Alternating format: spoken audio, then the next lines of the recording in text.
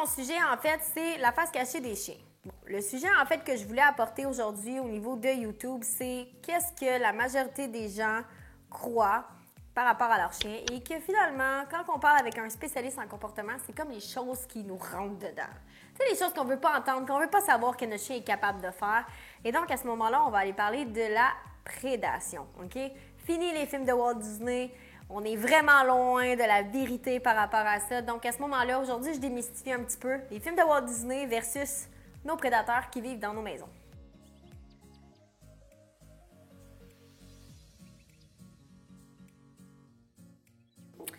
Souvent, en fait, ce qu'on entend, c'est, la prédation, la première chose qu'on doit comprendre, c'est que le chien, dans son instinct, donc on a une partie qui est génétique.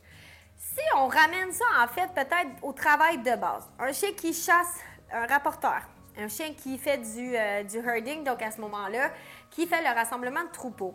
Le chien qui est un chien d'arrêt à ce moment-là et qui lève la patte pour justement pointer le gibier et que par la suite, on peut l'envoyer pour pouvoir faire lever le gibier.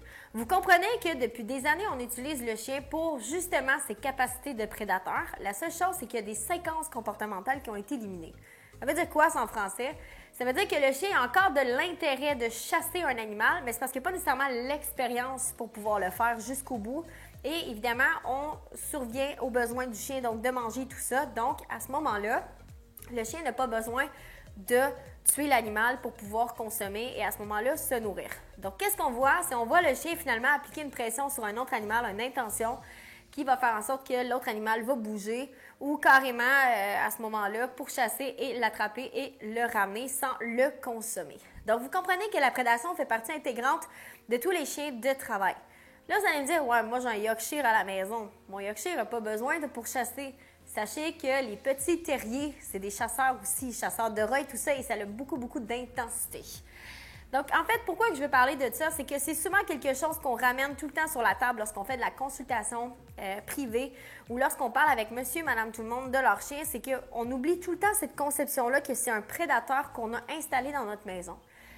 Je trouve ça drôle, moi, parce que quand on introduit un chat à la maison, pour nous, ça fait sens que le chat, il va chasser des souris. Par contre, le chien, lui, il ne peut pas chasser les oiseaux, il ne peut pas chasser les petits animaux, il ne peut pas chasser non plus quoi que ce soit qui va faire en sorte qu'automatiquement, on va vraiment se frapper à une dure réalité que mon chien, finalement, on est loin des films de Disney. Quand je dis les films de Disney, c'est parce que quand on regarde La Belle et le Clochard, c'est des amis ensemble, les animaux ne pourchassent pas, ils ne chassent pas des animaux dans la rue. Quand on regarde d'autres films au niveau de Disney, les chiens sont toujours perçus comme étant le meilleur ami de l'homme et toujours sans défense, toujours gentil et toujours fin.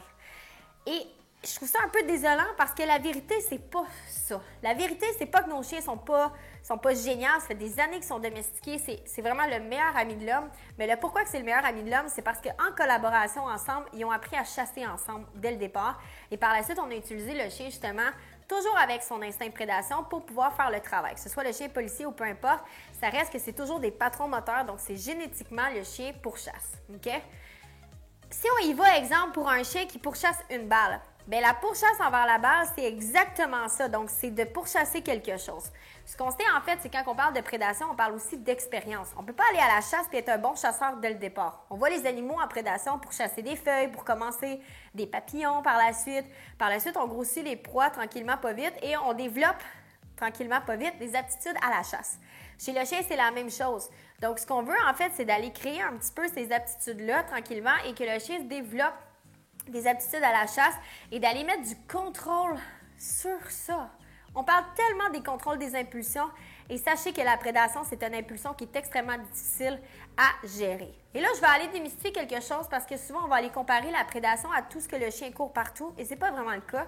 La prédation, pour moi, c'est vraiment le désir, c'est le hunting drive, c'est le désir d'être déterminé et de vouloir vraiment tuer la proie. Il y a des chiens qui vont avoir ce côté-là beaucoup plus intense. Donc, ce que ça veut dire, c'est que les séquences comportementales vont être moins divisées. Par exemple, c'est rare qu'on voit un border collie aller tuer, exemple, un animal ou quoi que ce soit, parce que la séquence dans la génétique, donc on a fait reproduire des chiens qui pouvaient avoir de l'intensité sans nécessairement aller tuer l'animal. Donc, on a essayé de reproduire des chiens qui n'ont pas la séquence complète le plus possible à long terme. Mais là aussi, de l'autre côté, ce qui arrive, c'est qu'on a aussi des chiens qui ont encore cet instinct-là, encore l'instinct de vouloir les attraper, encore l'instinct de vouloir justement... ils ont tout été créés pour ça. Exemple, le racier, c'est un exemple qu'on voit beaucoup, Jack Russell, Yorkshire. C'est des chiens qui ont une énorme prédation, puis que s'ils attrapent l'animal, ils vont le shaker de tous les bords, de tous les côtés, seulement pour tuer. Mais encore aujourd'hui, ces chiens-là sont utilisés dans les terres pour pouvoir éliminer les rats, sont utilisés également pour tuer la vermine. Donc, ils ont encore cet instinct-là qui est très, très ancré. Donc, ce qui arrive, en fait, c'est que c'est cette compréhension-là qui va faire en sorte qu'il va créer des troubles de comportement. La meilleure façon d'aller vraiment travailler cette impulsion-là, c'est d'aller développer le jeu avec son chien. Le jeu, on va aller travailler beaucoup d'intensité, on va aller travailler la pourchasse, on va aller mettre du contrôle sur la pourchasse. Et souvent, on néglige le jeu énormément avec nos chiens parce qu'automatiquement, on pense qu'on peut aller créer un contrôle par rapport à ça. Sachez que la prédation, elle est tellement ancrée dans le cerveau du chien que vous pourriez mettre le contrôle que vous voulez, les corrections que vous voulez, vous risqueriez d'avoir un chien qui va continuer à pourchasser ou va dévier ce comportement-là vers d'autres choses. C'est inné, OK? Ça ne veut pas dire que vous ne pouvez pas corriger votre chien, exemple, d'aller pourchasser le chat, puis vous voulez vraiment pas qu'il fasse du mal au chat. C'est pas ce que ça veut dire. Vous allez pouvoir corriger ça. La seule chose, c'est que vous allez inhiber un comportement qui est essentiel dans la survie du chien pour son équilibre mental. Chasser, c'est important chez les chiens. Ça développe la confiance en soi, ça développe beaucoup de choses. Et donc, à ce moment-là, vous devriez encourager peut-être plus le jeu et de mettre ce comportement-là dans le jeu de façon à contrôler son instinct un peu plus, à contrôler ses impulsions et à lui donner les outils pour contrôler. Donc, le rôle du jeu, en fait, c'est ça, c'est d'aller contrôler les impulsions. Et le jeu, là, il y a plein de choses que vous pouvez faire. La pourchasse, se balader avec, tout dépendamment de ce que votre chien préfère. Peut-être votre chien va vouloir jouer avec vous, prendre le bout du jouet, tout ça, toguer. C'est un peu ce qu'on va aller travailler au fur et à mesure. Donc, qu'est-ce que ça dit, en fait? C'est que plus je mets du contrôle dans mon jeu, de l'obéissance dans mon jeu, meilleur mon chien est. Faites-vous pas avoir. Il faut que votre chien aime énormément jouer pour être capable d'aller jouer sur cette impulsion-là. Vous devez avoir l'excitation, vous devez avoir l'énergie. Souvent, on va jouer avec le chien, mais quand il tombe trop excité, on arrête le jeu. La vérité, c'est quand le chien va voir l'écureuil, il va tomber automatiquement dans cette excitation-là. Donc, si vous n'avez pas mis de contrôle à ce niveau-là, moi j'appelle ça le niveau 2 de Mario Bros. Si vous n'avez pas pris ce niveau 2-là, vous allez vous retrouver avec un problème. Donc, la prédation chez les chiens, en fait, elle est là, elle est présente, il faut en être conscient. Un chien qui pourchasse des enfants, ça devrait être réprimandé, ça devrait être corrigé, c'est non. Même si c'est pour rassembler ou peu importe, il ne devrait pas avoir de contact avec l'humain par rapport à ça. Mais surtout, on devrait jouer quand même. Donc, on peut corriger les comportements, mais on doit, de l'autre côté, aller pallier pour la santé mentale du chien, s'assurer de vraiment s'adapter à notre chien. Donc, observez vos chiens à la maison. Si vous les voyez pourchasser, faire des trucs, est-ce que vous jouez avec votre chien? Est-ce que votre chien a une place pour qu'il puisse exécuter le pourquoi qui a été créé? S'il ne l'a pas, peut-être commencer à penser à jouer avec vos chiens, développer le jeu de façon adéquate. On a la plateforme qui vous l'explique bord en bord comment bien jouer avec son chien. Parce que oui, hein, c'est pas si simple, c'est pas question d'être un distributeur de balles. C'est pas ça jouer, ça englobe beaucoup plus de choses. Et donc, à ce moment-là, de pouvoir les développer ça.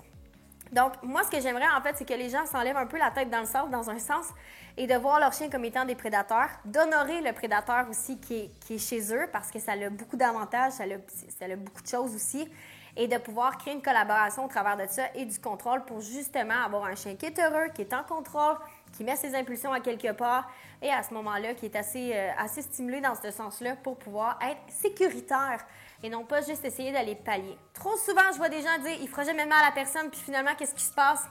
Dès que le chien a la chance, on voit le côté et la face cachée de notre chien et finalement, on est peut-être déçu ou on a peur de lui ou quoi que ce soit. Vous avez rentré un prédateur, peu importe sa taille, il faut assumer en fait qu'est-ce qu'on a mis dans notre maison, mais il faut peut-être honorer peut-être plus cette côté-là. Alors voilà, c'était ma petite capsule sur la face cachée des chiens, le côté prédation.